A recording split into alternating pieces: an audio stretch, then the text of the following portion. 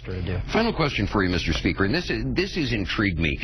For a while, you were part of a lawsuit that ended up being dismissed in federal court, alleging that President Obama might not be a legitimate candidate because he might not have been born in the United States. I mean, having looked at that, I guess my initial question, with all due respect, is how could someone who's a public servant put their name on something that ridiculous? That's just completely off the wall and delusional, isn't it?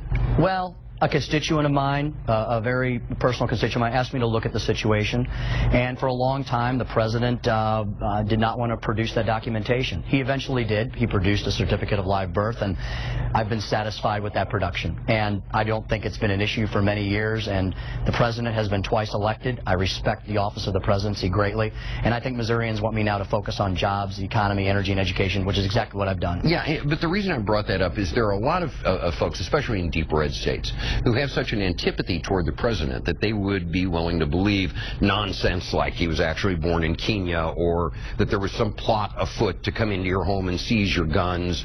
You'd see really vicious billboards about him around places. Do you think that that distaste for this particular president plays into a lot of the conservative movement these days generally?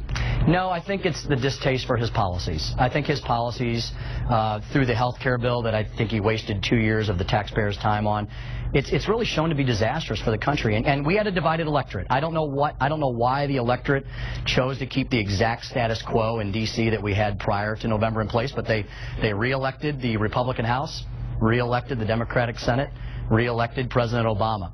That's what we have to live with for the next several years. I'm prepared to work hard in Missouri for Missourians. House Speaker Tim Jones. Mr. Speaker, thank you very much for coming in. I appreciate it. When we come back on the Jaco Report, some